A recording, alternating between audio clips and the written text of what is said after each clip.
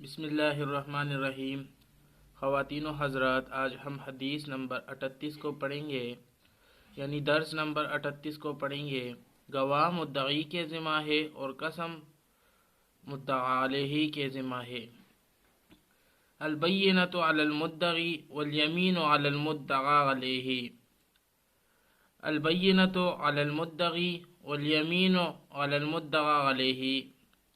ترجمہ: گواہ مدعی کے ذمہ ہے اور قسم کھانا مدعا علیہ کے ذمہ ہے۔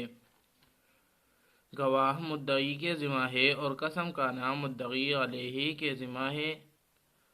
تشریح: مدعی دعویٰ کرنے والا یعنی دعویٰ کرنے والے کو کہتے ہیں، اور مدعا علیہ جس پر دعویٰ کیا گیا ہو۔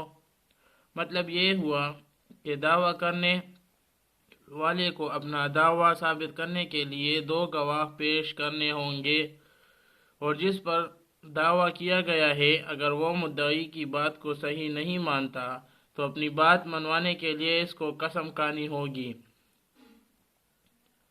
بشرطیہ کہ مدعی اس کا مطالبہ کرے۔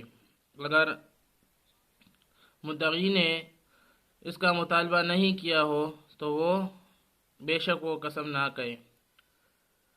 اس حدیث بالا کے بارے میں امام ابو حنیفہ رحمۃ اللہ علیہ فرماتے ہیں کہ یہ حدیث بطور ضابطہ اور قانون کے ہے، کیونکہ یہ حدیث مشہور ہے اور یہی بات قرآن مجید سے بھی ثابت ہوتی ہے۔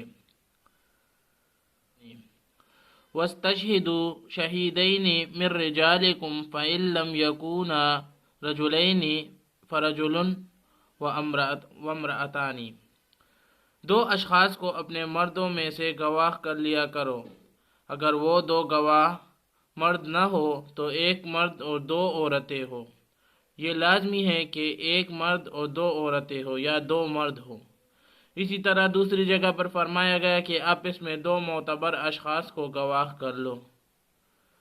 بھائی دوستو، اگر آپ نے ہمارے چینل کو سبسکرائب نہیں کیا ہے تو سبسکرائب کا بٹن دبا لیں اور بیل آئیکن کو آل پہ کر دیں تاکہ ہماری ویڈیو آپ تک پہلے پہنچ سکے۔ اللہ تعالی ہمیں اس حدیث پر عمل کرنے کی توفیق عطا فرمائے۔